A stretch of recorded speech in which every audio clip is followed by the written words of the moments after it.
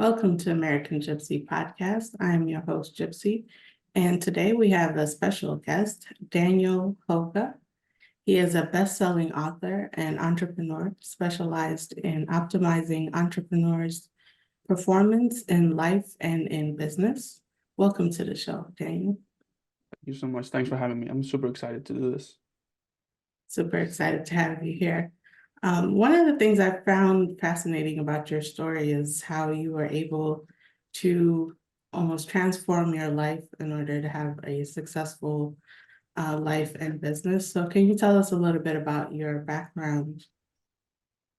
Absolutely. So my story in life turned out, or it started out a little rough, a little off track. I unfortunately went very much off track early in life. I hung around the wrong people. I got involved with a bunch of things that were not super good or healthy for me. I was involved in some crime. I was involved in some drug abuse from a very, very young age.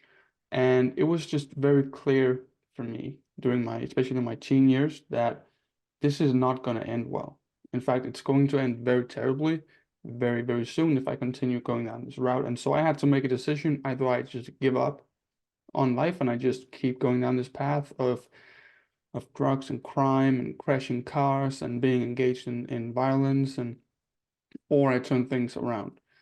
And the thing is, if I'm going to turn things around, I'm going to go all in. I'm not just going to try and survive for the rest of my life. Either I give up on life or I do this thing for real.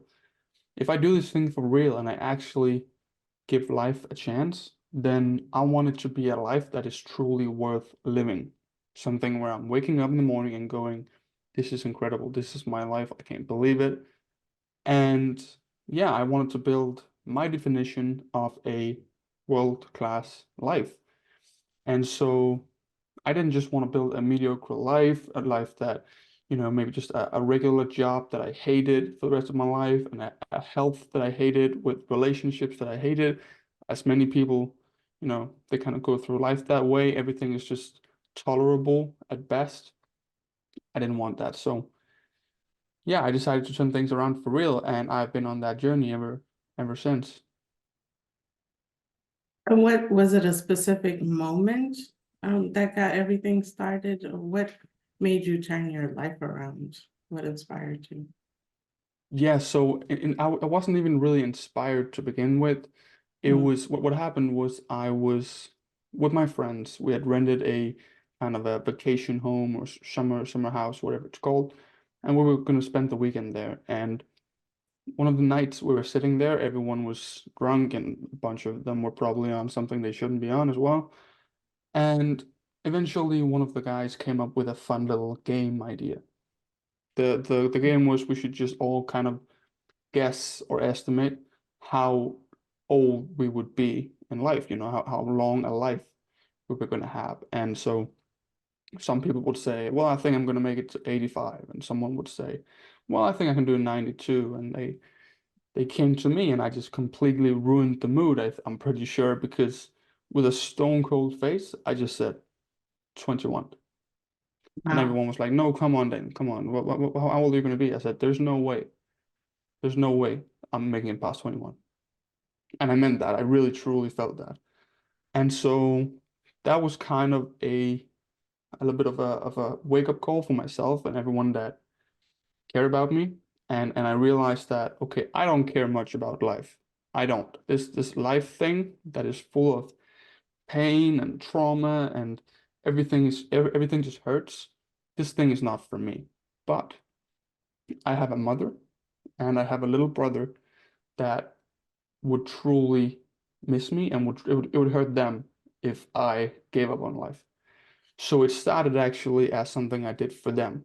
I wasn't very interested in life. It didn't look like a good deal for me to be alive, but I wanted to do my family the courtesy of actually trying. So, but I just knew if I'm gonna live a long life and it's gonna be this painful and it's gonna be this miserable, uh, it's gonna be a very long life in a bad way. So I figured out that, okay, if I'm doing this for my family, I got to do it in a way where I can actually be a part of it as well, and where it actually becomes a good deal for me as well. What are some things that help you change your mindset when you are Yes, so transforming your life? yes, I would say the first thing always is clarity. So when I decided that I wanted to build a world-class life, the first question that comes to mind is, what is a world-class life? What does that look like? I think a lot of people have just about no idea about what they actually want in life. And even if they do, even if they want to be healthy, or they want to have more money, or they want to be in a relationship or whatever, what kind of relationship? What does healthier mean? Is that, your cardio, your muscle mass, your weight? Is it your whatever? What is it? Is it less pain? Is it so I wanted to get really, really clear on what exactly I want. So what I first started with was I identified what the main kind of values, or the main, I call them pillars, that I was going to build my life around. What were they going to be, right? So what am I going to design my life around? And then once I had those pillars, I kind of dove deeper into the nitty-gritty of those pillars. So an example could be, one of my pillars was going to be freedom. If I have freedom in my life, my overall quality of life is better. So now I dive deeper into, okay, what does freedom mean to me? Are we talking location freedom, time freedom? Is it financial freedom? Is it freedom to actually express myself? What kind of freedom? Same thing if I decide that confidence is important to me, or health is important to me. Well, what is health? What kind of muscle mass I want? What kind of, you know, athletic performance, or whatever. Anyway, my point is, I got very, very clear on what exactly a world-class life would look like for me. Got very clear on the values that I was going to build my life around. And then later, when I started building businesses and all of this, I did the same thing. Which values am I going to build my business around? And so I think clarity on what you actually want is the first step. Yeah. Yeah, because really most people think, oh, I just want money, but really what you're looking for is the freedom to kind of live life how you want it to. But also, if you don't have your mindset right, all of that can come crashing down. So it's Absolutely. important to get your foundation right. Yeah, and also just to get super specific, so when people come up to me and say the thing that you say a lot of people do, which I agree with, a lot of people will say they want more money. I will ask them, okay, cool, here's $5. What's next, right? Like, now you have more money. Whereas what I would like to get to is, I would like to get, when I'm working with clients, I'd like to get to the point where it's like, not just I want more money, but rather I would like to go from 60K per month in revenue to 80K per month, and I would like my profit margins to go from 70% to 80%, right? Like that's more specific. So now we know what we're actually working towards here. Can you tell us a little bit about your business and what you help people with? Absolutely. So I help entrepreneurs scale their businesses by optimizing their performance in and out of business. So we look at their systems. I'm a huge fan of systems. So we'll look inside the business, we'll look at systems like, what kind of systems do you have for your marketing, your sales, your operations, your fulfillment, your leadership, and we'll kind of identify the key things you can do in there, the key kind of levers, and we'll build system around those. But also we look at systems outside of the business. So I wouldn't say I'm a business coach or business consultant, because a lot of what I do is actually working on the entrepreneur, him or herself. So I like to see entrepreneurs as athletes. If we see an athlete that takes care of his sleep, and he eats well, and he works out, and he makes sure he's strong, and he puts in effort to recover and all these things, we'll say, yeah, obviously, he's an athlete. He needs to be at the top of his game. He needs to be sharp. He needs to perform. Well, I like my entrepreneurs to perform as well. If you're a leader of a company, I would like you to be sharp. I'd like you to be full of energy. I'd like you to be mentally sharp as well, and mentally strong. I'd like you to be a performer. And so very, very often in business, when people are not seeing the results they want, very often it's the actual entrepreneur that in some way, shape, or form is the bottleneck. So we'll look at the systems they have outside of business, such as how are you sleeping, how are you exercising, how are you actually working, like what's your productivity framework like, and stuff like that. Yeah. So we kind of mix personal growth, high performance, and business consulting into one. I like that. I don't think I've ever seen someone in that particular area because I've heard of business coaches, but I do like your idea of training not training, but coaching the leader, I guess, because everything starts from the top. And if that person has a good mindset and it will trickle down to the rest of the business. So that's pretty interesting. Yeah, absolutely. And I also feel like if the entrepreneur, if he's trying to do well in business, but everything else in his life is in shambles, it's very difficult to perform. It's very difficult to treat your employees right. It's very difficult to communicate with customers and clients. It's very difficult to be the best version of yourself in your business if everything else in your life, such as your health, such as your relationships, are just crumbling. So that's why I talk a little bit about the world-class life thing. It may seem a little bit generic or vague or something, but what it really means is we are building a life and business around our values. Because if you just try to do the other way around, where you build a business and you're trying to kind of push your life and your values into the business, that's when people burn out. That's when people stress. That's when people have to close their doors after spending 8 years. I've seen people spend 8 years building an 8-figure company and then, closing it all down because it just wasn't giving them the life they wanted. Quite the contrary. So, yeah. What are some common issues that you see? So one of them, kind of, if we go very like broad and general, then I can give you some of the examples of the more specifics as well. One Sure. of the very broad things are not building your business or your lifestyle around your values and your strengths and all these things. And this all comes down to a lack of clarity. Because let's say you were just like I did back then when I wanted to turn my life around. You identified what a world-class life would look like for you. And one of the main values was going to be freedom. And more specifically, freedom of location. Let's say that. I have freedom of location. Everything I've done today, I could have done from a beach in Bali. I could have done it from a hotel in Tokyo or a cafe in Istanbul. I have freedom of location because that's important to me. So I've designed my business and life around that. But let's say that's important to the business owner. And we hear this a lot, right? People make or start a business because they want the freedom.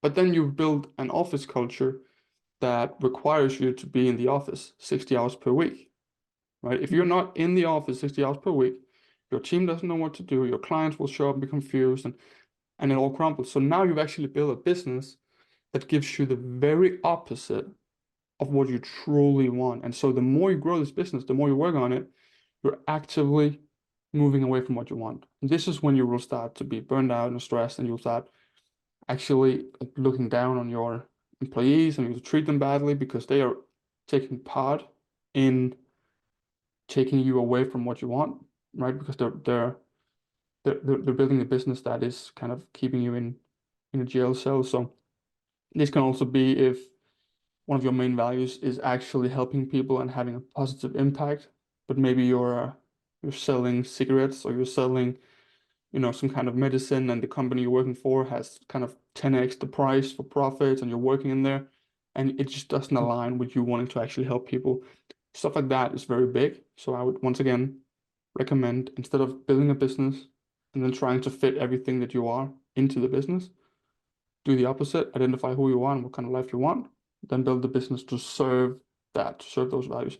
So that's like very broad, very general. So some of the more specific things are people don't have the systems. Everything is very random. And I even see this with people that are doing well in business, like 6 figures, maybe 7 figures almost. It's kind of random when they're checking emails, and then, okay, maybe I'll work out today if I feel like it, and then maybe I'll get my sleep today, and then tomorrow it doesn't really, I'll go to bed late tomorrow.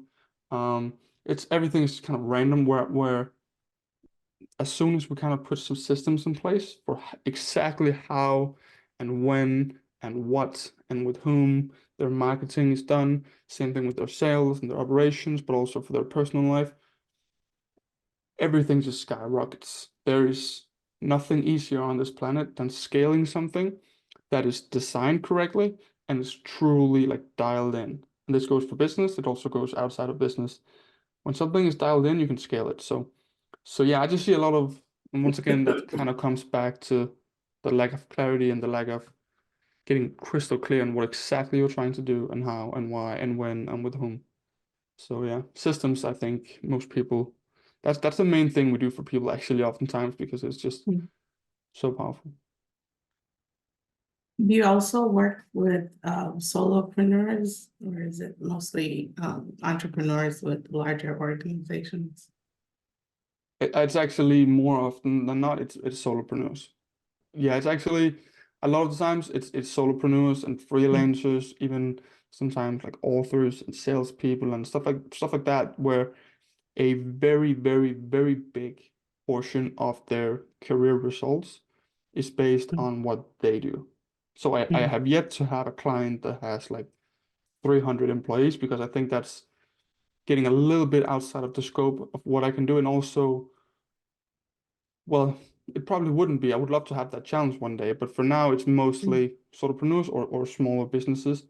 And then also, what I like to do is work with companies, but then it's a little bit more the actually oftentimes the leadership and the employee aspect of it. So instead of looking, let's say there was a bigger company, instead of looking at just the CEO and looking at, okay, what's your values in your personal life, I would, with a bigger company, I'd probably look a little bit more on the employees and the maybe the middle management, stuff like that, and kind of identify what are their values, what are their motivational kind of buttons, what are their bottlenecks for performance, what are their so and that's something I'll do more of, probably not in 2024, but in 2025, I would love to go to bigger companies and kind of help in that sense, kind of like a company-wide uh performance coaching or stuff like that. So one of the things I'm sure most solopreneurs deal with is how to not spread yourself thin. And it's like, how do you, which kind of can run into burnout. So what are some things that solopreneurs can do to kind of manage burnout and work-life balance? Yeah, I think so. So on top of the things that we talked about now, so getting clear on your values and building Mhm. systems and stuff like that, I think if you identify when you're feeling overwhelmed and then you learn from that and then you kind of um well you come up with solutions. So for me, I had the other day I had something I was supposed to do, something I had to write. It was a piece of content it was a different kind of content than what I'm used to, and so I was kind of I didn't feel like I was the best in the world at it, and I just found myself procrastinating on it, and I was like, There's something happening here," because there are 20 other things right now I could be doing that I would absolutely just crush right away. It would be no problem, no procrastination. But this one thing here, I feel like Mhm. there's something about it. There's something that makes me want to check my phone and kind of do other things. And what is it? And I realized, okay, once again, it's a lack of clarity, also a little bit of lack of confidence. Am I actually good at this and stuff like that. And I think for me, I have very little of those things in my day to day because everything is like systemized and dialed in. But I think if you as an entrepreneur have a lot of those things, then I think very quickly you'll be overwhelmed and burned out very quickly. Um, so so yeah, systemize as much as possible, and also momentum is a very huge thing. I would love to talk more about that momentum because once you have momentum with something, it's it's not as scary and it's not you're not really going to procrastinate on it and it's not going to be overwhelming and it's not going to burn you out because you feel like you're in motion. Imagine we should be pushing a huge round or a spherical rock or a huge ball of metal, and we're pushing that. It's standing still right now and we're kind of pushing it. At first, it's going to be very, very difficult, but once it gets moving, we can just push it more and more. And that's why I say once you have something that's dialed in and moving, it's very difficult to not scale actually. So I also think if you have a lot of those projects at once, so maybe you're starting a different ad for TikTok, and you're starting a new ad for Instagram, and you're starting a new way of producing content for your Pinterest, and you're starting podcasting, you're doing a lot of these things at once, then I think you're kind of pushing six or seven huge metal balls at once. It's very difficult to get anything rolling, and that will just crush you with procrastination and overwhelm. I think have as much as you can, be systemized, and then once in a while you kind of add a new ball to the list of systems that you have. I think that's going to be way less overwhelming. When you're helping clients, are you giving them more of a mindset coaching, or do you give them also strategies in other areas of their business? Can you talk about in detail what all you help your clients with? Absolutely, yeah. So I actually try to be a little bit more tangible. I think motivation and positivity and a lot of mindset training it's can be super valuable, and I do have some of that as well with clients. Obviously a lot of this clarity work and all these things are more in the kind of mindset realm, but I do try to be mostly practical. I do try to mostly be about, okay, this is the activity that we will do for our. So for example, I decided I wanted to grow more with my personal brand this year. So for many years, I've kind of been hiding behind my company or my company design, company logo, company website, company ads, everything. So I was still the guy in the videos, but I was kind of hiding behind the company. Now I've decided that I wanted to build a personal brand. So I identified an activity that would help me with the personal brand thing. And I felt like, okay, the next ball that I'm going to be pushing, that I'm going to take from 0 to 1 and then kind of start gaining some momentum with that is podcasting. And I identified if I want to do that, then an activity, so it's kind of like an X equals Y or an input equals output thing. If I want to get on podcasts and spread my message and spread my personal brand, the input for that is reaching out to podcasts, just like I did with you, and I kind of say, hey, I think I could add value to your audience. And that activity will give me the output that I want. And then that activity will systemize. When I say that, I mean, I know exactly how many outreaches I'm doing, to whom, on which platforms, what I'm writing in the outreaches, when during my day I'm doing them. I'm not just doing them randomly. I know exactly when I'm doing them, for how long. So it's a system. And we do a lot of that with clients as well. So I kind of look at not just, well, I look at their bottlenecks, right? What's your problem right now? Is it fulfillment? You have so many clients you can't fulfill. Then we build systems around that. Is it, you have a lot of people coming in, but they're not closing? Well, then we'll look at your sales, have systems in place for that. Same thing with marketing. You're not getting enough people in. We would be looking at, okay, where do we want to kind of go all in, and what's our audience, what's all these things, the typical marketing stuff. We'll build systems around that. So whether you're on Facebook, Instagram, YouTube, whatever fits your target demographic, we put systems in place for that. So yeah, I would say it's very practical business stuff. And so in many ways, I am a little bit of a business coach. I have been in business for more than 8 years, and I've worked with a lot of business owners. So I'm not just a personal development guy. I would rather say I'm a businessman that cares a lot about personal development and personal performance. So I kind of just combine the two. But even in the personal performance stuff, we'll also look at the entrepreneurs, like his energy levels, physically, mentally, emotionally. I have this ring, this aura ring that tracks my sleep. So it's like numbers, and I'll know exactly, okay, this is my sleep score. I can improve it by doing this and doing that and doing the third thing. Once again, building systems. So yeah, we try to make it very practical, and so the results are very tangible.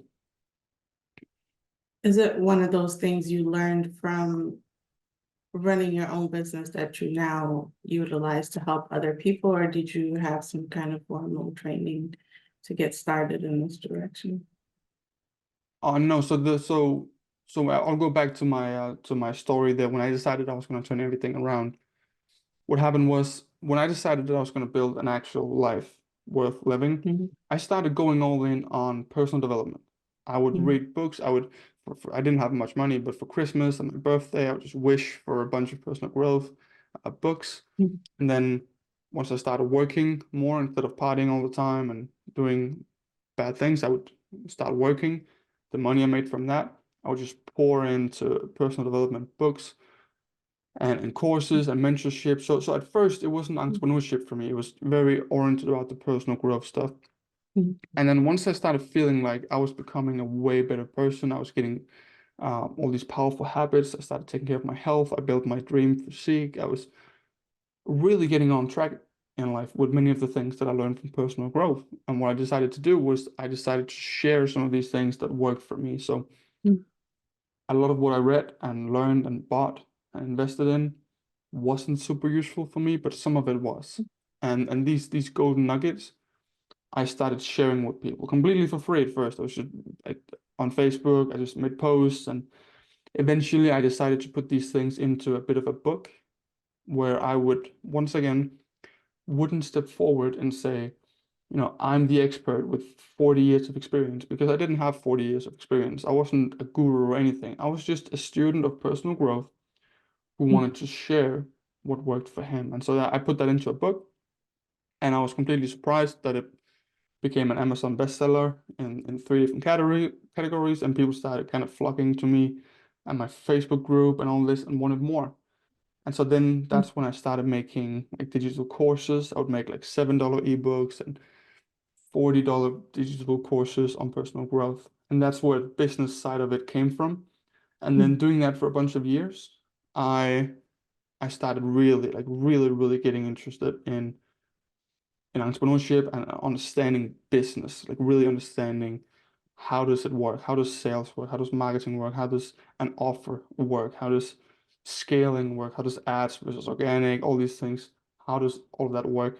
And then while having a business around personal growth and now getting really excited about entrepreneurship and small business, it just felt like every single person that I was working with for my personal development was an entrepreneur. And I don't know why, but just Mhm. about, or at least they had like entrepreneurial dreams, or maybe they were like a salesperson but working from home or something. A lot of the people that I worked with were kind of in control of their own time and own performance and stuff like that. And that's why they wanted to become more and optimize their performance. And so I just realized I'm being told by every single business coach in the world, even, people that I respect a lot, and they all say, you got to get more clear on who you're helping. You got to niche down, Daniel, because right now you're trying to help everybody in the world Mhm. with personal growth, which what does that even mean? It's so generic and so vague. So if you're actually trying to like build like profitable, scalable campaigns and all these things, you gotta dial it in a little bit more. You gotta be more niche then. And I didn't like that. I just want to help everybody in the world. And many of the offline clients that I've had, so like friends and families and friends of family members, stuff like that, none of them were really entrepreneurs. So I felt bad about niching in or niching down.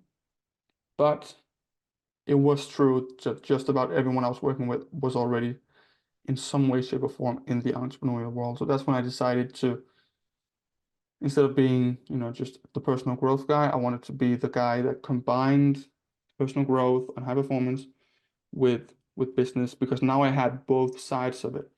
There are many business Mhm. coaches and they are incredible and extremely valuable, and I've spent a lot of money on good business coaches, and I encourage everyone to do that if you're in business. But oftentimes they understand the business side, and then they don't really understand when their clients are not taking action, or they're not more productive than they are, or whatever. And then you have the opposite side where you have like fitness coaches or personal growth coaches, but they're not super into like the actual business systems, so they can't really, there'll be more like generic mindset stuff. And so I don't know, I just saw my kind of my opportunity to be the link between personal growth and business, and I've kind of been that link uh, ever since. So yeah. I know you mentioned earlier some books. One of the things I like to ask is, if you were to recommend 3 books that really helped you out, and it doesn't have to be a specific category, but what would those recommendations be? Yeah, and that's a very difficult question for me to answer because I in a way I think I wish that for every 50 books I read, one of them stood out and was just completely life-changing, and then I could recommend that book to everyone. But for me, unfortunately, I guess you could say, my experience has been if I read 100 books, I will learn some from all of them. I will learn maybe 3% of that book was valuable to me, and then maybe 8% of that book was really valuable to me, and 4% of that, and 6% of that. So what I have today in my head and my arsenal, I wouldn't say that came from 3 or 4 books. I would say it came from a little snippet from all the books I've read. But I will give you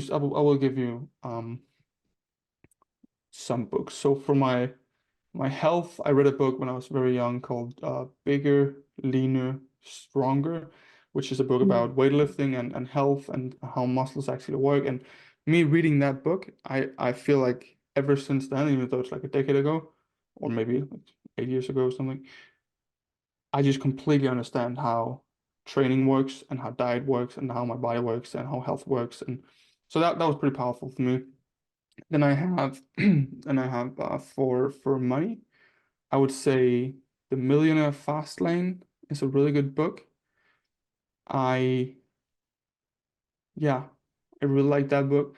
And then for personal growth, that's so difficult because I've read a lot. The book that I kind of started with was Awaken the Giant Within by Tony Robbins, which was like a really like OG personal growth book.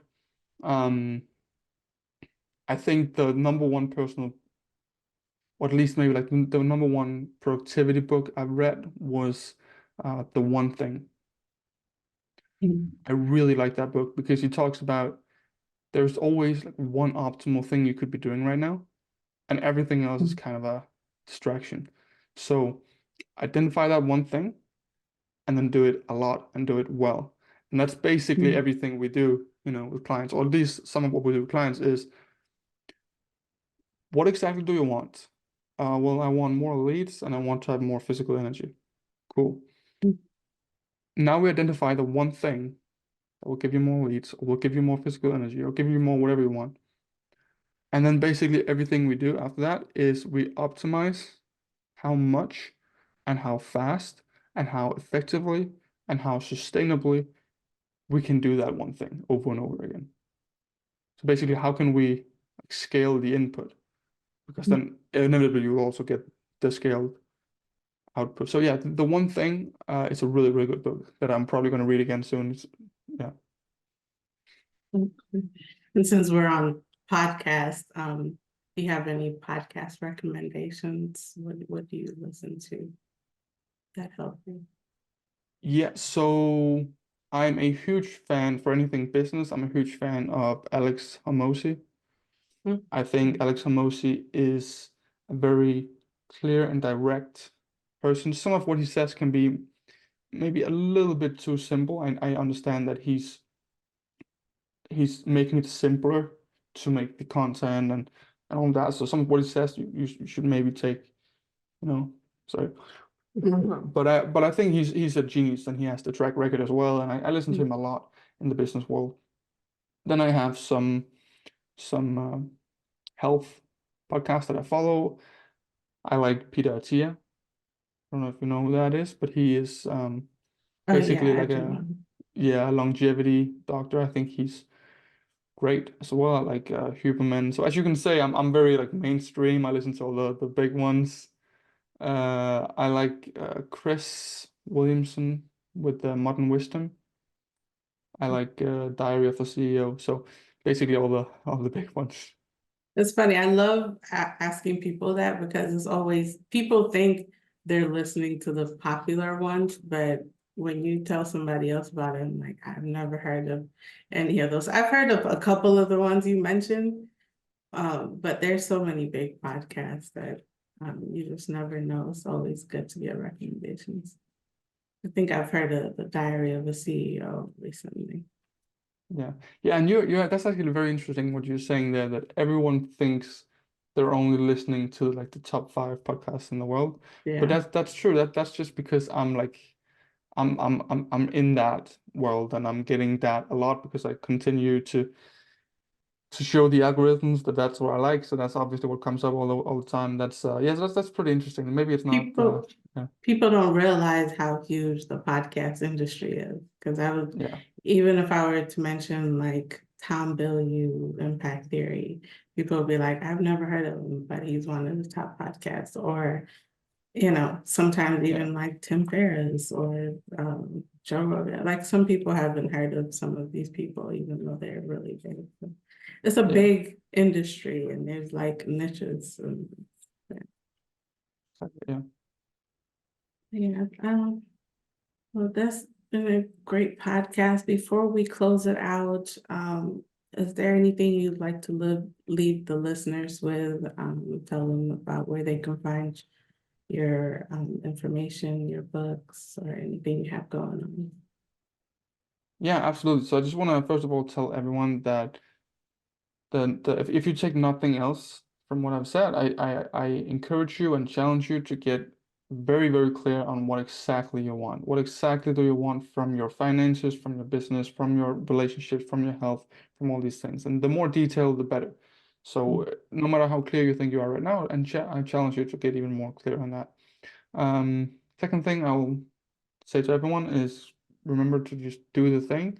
For just about everything you want in life right now, you probably know what would give you that thing. So if you want more muscle mass, you probably know you Mhm. could do weightlifting. If you want to have more leads, you probably know you could scale maybe your content marketing, or you could do some kind of outreach or whatever. You probably know what you need to do to get the thing that you want. So do the thing, and remember that reading about doing the thing is not doing the thing. And thinking about doing the thing is not doing the thing. They may help, but it's not doing the thing. And yeah, and then the third thing is if you're in business and you feel like you're completely stressed, overwhelmed, maybe you have low energy levels, maybe you feel procrastination sometimes, it feels you're burned out and you feel like the only way to scale your business is to become even more burned out or even more busy or even more spread thin. I promise you, it is not the truth. I've seen people do 9-figure businesses, 9 figures a year, and be calm and relaxed. And I've seen people do $4,000 per month and be extremely stressed. So you can absolutely have the big business and scale it while having the energy, while feeling good, while actually having time for your wife and kids or for your hobbies or whatever it may be. It can definitely be done. So where to find me? I encourage everyone to follow me on Instagram at I am Daniel Hauge. On there, you can, if you're interested in a 100% free call with me, or just maybe chatting with me in DMs about your situation, about your goals, about your struggles, I would love to give you my best feedback, send you in the right direction. Maybe we grab a call and I'll see if I can help you on there as well. Also, there will be free tools. There will be a PDF called The 7 Pillars of a World-Class Life, which is a clarity tool, completely free as well. And then, yeah, I'll be doing daily content on there on Instagram at I am Daniel Hauge. So yeah, if you're an entrepreneur or you're a salesperson or someone who's in control of his or her own time and performance, I absolutely recommend following me on Instagram at I am Daniel Hauge. Thank you. Thank you for coming on the podcast. And for the listeners, I will have Daniel's information on the description. As always, you can find us on any podcast platforms or YouTube, as well as AmericanGypC.com.